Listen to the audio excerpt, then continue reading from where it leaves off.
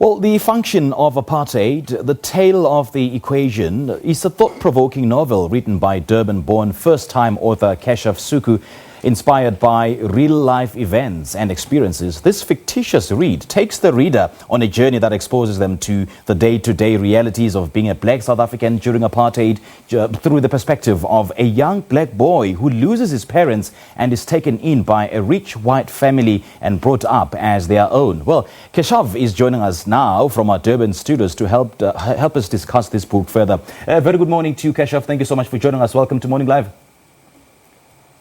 Morning, thanks for having me. It's a pleasure to be here. Well, this is a recollection, or rather a reflection of the dark days of apartheid. So when did you come to the realization to realize that you've got this story in you that you need to tell through this book? That's a good question. I think that, being someone who's 28, not really born during the apartheid era, I was always fascinated by it. Did a lot of research, spoke to a lot of people who experienced stuff that actually happened in the book. Not being able to visit the same places, not being able to eat at certain places, being treated differently because of the color of the skin. And in today's time, it's sort of evolved, and sure, apartheid has been abolished through law, but there's still certain inherent views from the old school, and there's still certain bias or segregation that's still going on today that's not spoken about. Now, the book starts in 1994 when I understand that the main character, Sisonke, experiences racism on a plane. But let's just give context to this Sisonke character. Just who is he? So Sisonke is someone who was born during the height of apartheid. Unfortunately, his parents passes away at a very young age, and he's adopted by a very white, wealthy family who comes from a very old school money regime. And when he returns, so the book oscillates between height of apartheid and post-apartheid, when they're trying to rebuild the country. And he comes back and he really struggles to find a balance between the white family who raised him and the black community who's trying to help. And he's really caught in between the two worlds. And through the story, he learns certain things about his past and his upbringing that really unfolds into a nice way. And as it was just said, that he was struggling to find the balance between living white family and him being black. He's also accused of being shielded by this white new privilege. Do take us through that. Yeah, so I mean, he has quite a large family, a large standing in the black community, and when he's adopted by the white wealthy family, he's sort of shunned as a boy.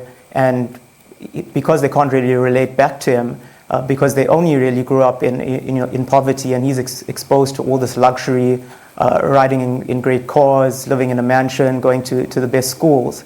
And he's sort of shunned from the black community because he's afforded certain privileges, or in this case, rights that the black community should have been afforded as well.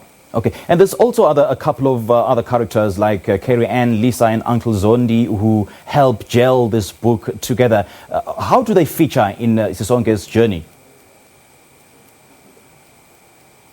So Sisonke's main character outline ultimately deals with, as you said, Lisa, Carrie Ann, his Uncle Zonde, and they really help him try and find the balance, as we discussed before, between this white wealthy family upbringing and the black community that he's trying to help.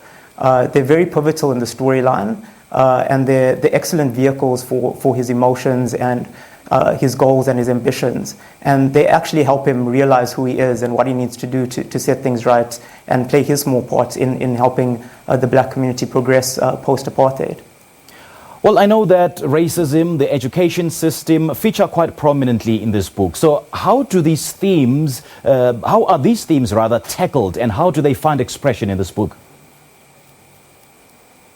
So it's actually written with quite a bit of facts in it. It's the strikes on the medical campus, Dr. Swinders, who was the chancellor at the time. It's all taken, although it's fiction, it's taken from very real events. And we sort of see the progression and the voice of the black community coming out post-apartheid when Sisonke returns back to South Africa.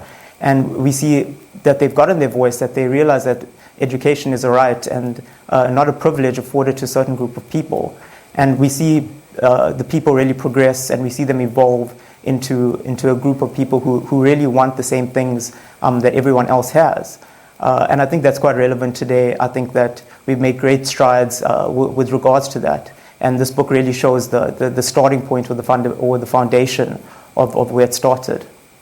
Well, you say yourself that, since apartheid has been abolished through legislation, but you still continue living with apartheid on a daily basis through your travels and through your experiences and encounters. What are some of these encounters? Do you want to share with us? Some of the encounters I can't really talk about. They involve certain companies, but being in the fashion industry, I sort of have two career paths. One is writing and one's in the fashion industry. There's certain bias, racism, segregation that still exists in certain industries like the fashion industry. It's not something that's as significant as people who were rioting on the streets of Soweto, but it's still prevalent. It's still very relevant today, and I think there's this inherent view passed down from generation to generation. And if we really want to break that perception of the old school and of the thinking that occurred during apartheid, we need to evolve. We need to understand ourselves as humans. We need to understand that it's a human condition. A lot of the time, it's ignorance. If you don't understand another culture, another race, or what they can bring to the table, educate yourself. If you're afraid of something, of the unknown, have the courage and speak up. And that's what the book really tackles, the human condition. Well, before I let you go, Keshav, you've chosen to write a topic that weighs heavily on, some of the people that have experienced the wrath of apartheid. So what are you hoping that this book will do to the readers? Or rather, what are you hoping that your readers will take away after reading this book? Yeah, so the book covers segregation in the term of racism, but also in terms of gender roles, the disparity between the rich and the poor, gender itself. And what I'd like the readers to take away is that, legislature can only change so much. In order for us to really thrive as a species, as mankind, we need to help each other. We need to understand where we're coming from, why we feel the things we do. And we need to help each other build each other up. And that's the main reason for the book, to actually find some semblance for the past and find some direction for the future as well. All right, Keshav, thank you so much for your time. Much appreciated. Well, that was our guest author joining us all the way from our Durban studios. That was Keshav Sukhu. He just joined us to shed light on his book, The Function of Apartheid, The Tale of the Equation. All right, it is 7:40.